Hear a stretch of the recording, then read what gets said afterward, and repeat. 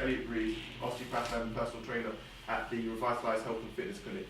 And today's video is going to be about the rotator cuff and our approach to rehabbing the rotator cuff in the early stages. Now, when you look at the structure function of the rotator cuff, rather than being a set of different muscles that control different ranges of motion, fundamentally they all work together to control traction, compression and congruence of the glenohumeral joint. So in the early stages of rehabilitation, we challenge this function whilst making sure that the muscles are working synergistically with the other muscles involved in shoulder stabilization. The first exercise that we like to prescribe is the bear walk. This is because the rotator cuff then have to control the congruence of the glenohumeral joint in a closed chain exercise. The benefit of closed chain exercises is that the body gets far more feedback from these exercises and the person feels a lot safer whilst doing them. The second exercise that we like to prescribe are press up position whilst combining rotation at the same time.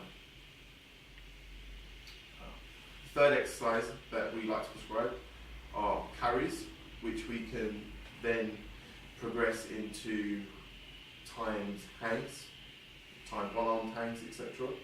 And these rehabilitate the rotator cuff in controlling traction of the glenohumeral joint.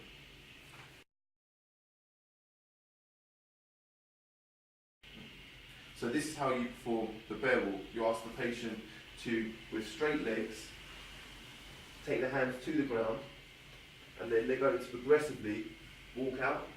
So at the same time here, you're having to engage the core. So the core is working synergistically with the rotator cuff. Serratus anterior is working synergistically with the rotator cuff to control compression as well as range of motion. You can then complicate things by asking the patient to go down and around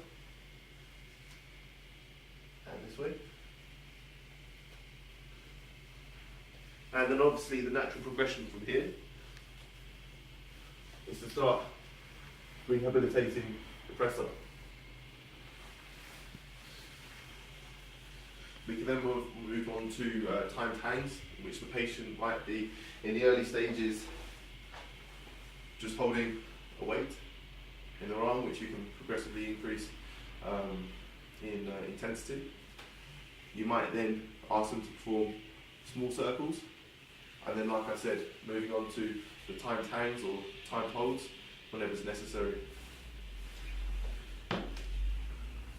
It's also important to work other muscles, i.e. the synergists of the rotator cuff, like serratus anterior, which you might do with a timed hold. Use a weight that is long, so you're also challenging the stability. Holding a weight in a position are shown to be the optimal way to challenge the function of serratus anterior, i.e. get maximum contraction from serratus anterior. So, I hope you enjoyed our video today on how to rehabilitate the rotator cuff, or our approach to rehabilitating the rotator cuff. Obviously, in treatment, we try and facilitate good healthy function of the shoulder by looking anywhere from the upper back to the neck to the elbow, etc., to make sure that all areas are working synergistically, and then that injury is put into good context of that person's lifestyle and individuality. So, hope you enjoyed our video. This is Elliot from the Rehabillitation Health and Fitness Clinic, where you find health and attain fitness.